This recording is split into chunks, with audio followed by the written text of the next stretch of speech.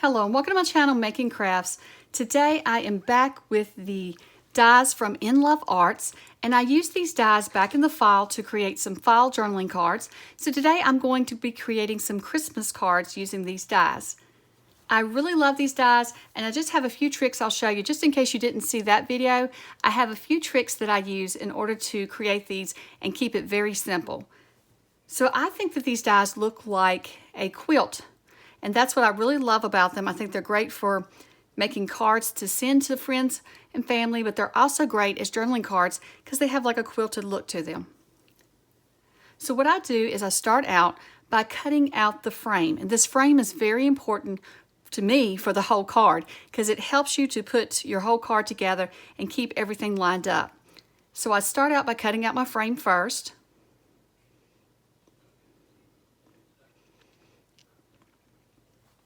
I try to choose a more solid color for my background for my frame.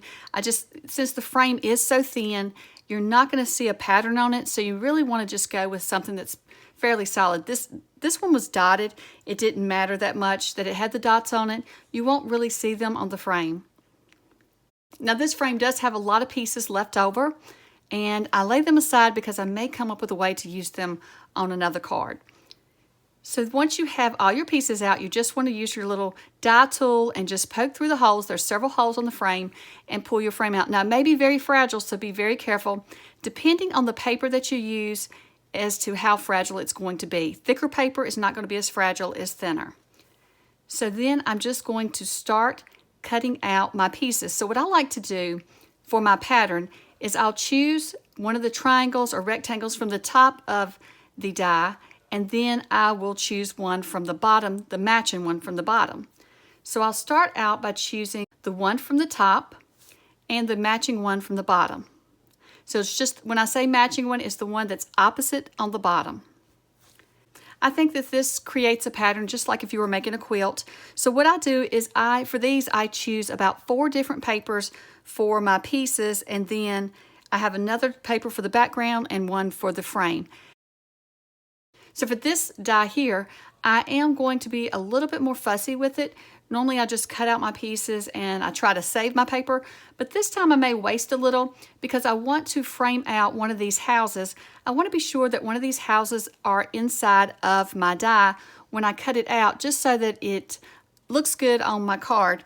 So I may waste a little bit of paper doing this, but I want to have 2 different houses too. I don't want them matching, so I'm just going to figure out a spot, and that's the great thing about the dies. You can look through them to see what's going to be showing through, and then you can place them on your paper wherever you want them. And then I just take them to my die cutting machine and I run them through the machine, and then once I get them out of the machine, I'm going to lay all of my pieces out in my frame.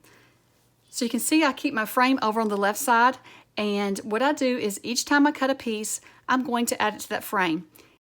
It seems like it may take a little extra time or trouble when you're cutting them out, but I'll be honest, this speeds up the process so much, because if you just lay this aside and then try to figure out which pieces were intended for which space, it can take quite a bit of time. So that's what I'm going to do. I'm just going to go through now and I'm going to cut out all of my pieces, just choosing one from the top and then the opposite one from the bottom that's the matching die. And you'll have to keep in mind what direction your die is going to be going on your card.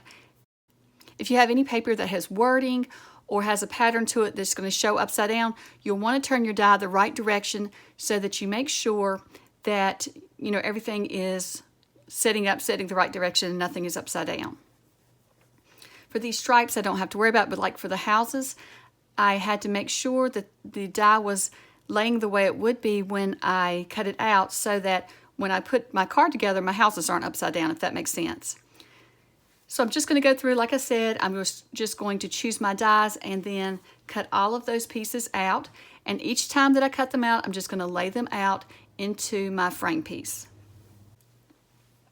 So I have all of my printed cardstock cut out. So now I'm just going to come in with the circle that's in the center of this die, and I am going to cut it out using white cardstock.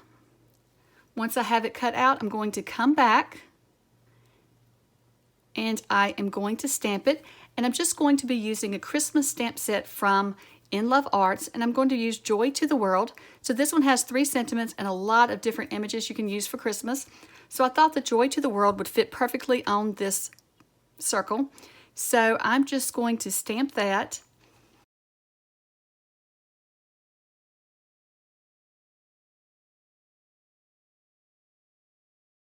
And now we have our card ready to put together.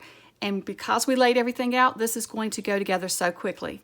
So I chose a very neutral gray background cover for this card. And so I'm just going to go through and I'm going to add some glue to my frame piece. And this does take a while to add the glue. Just take your time, be patient, don't rush through it, and it won't be that messy. Just use a thin line of glue on all of the parts. And I just find that this is a time to just relax, listen, turn on some music that I like. So for this one today, I'm going to be listening to Christmas music, and I just listen to some Christmas music, and then I add all this glue and just relax. This is a very relaxing project to do. So then once I have all of the glue added to my frame, I'm just going to attach it to the center of my card. Now my card, this piece of background paper for the card, I have cut it to 4 1/4 by 5 3/4. So that gives it a little bit of border around my frame piece.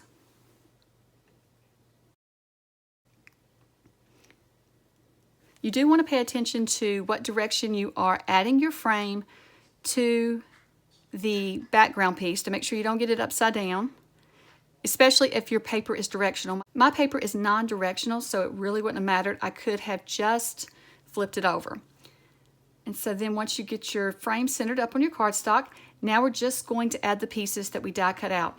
And since, like I said, since we laid them out, this is going to be so simple.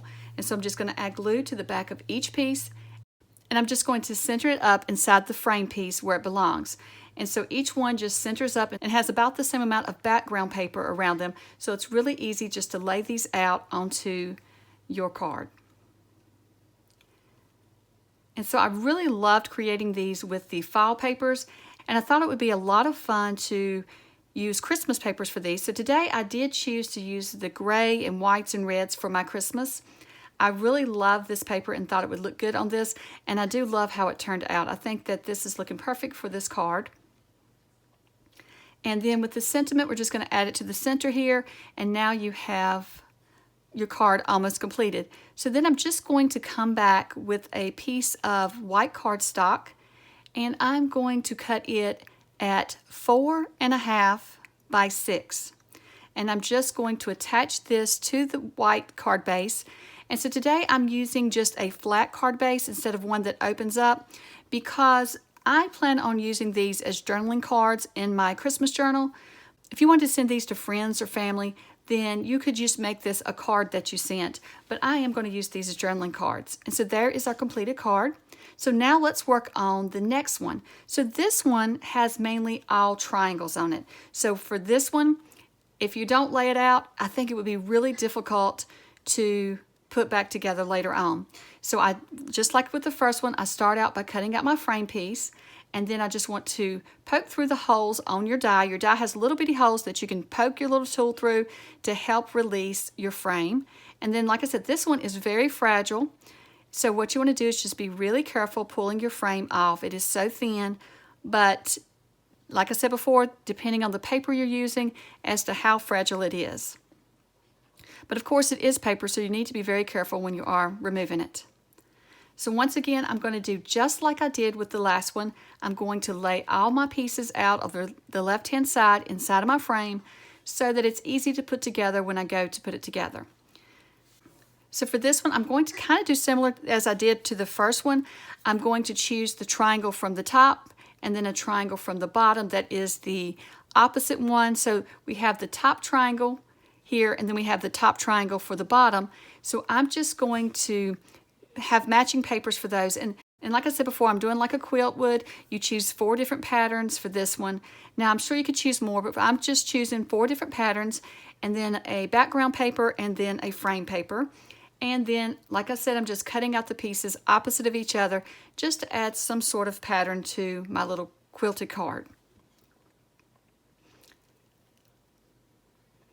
once I have all the pieces cut out, I'm just going to add these to a card base.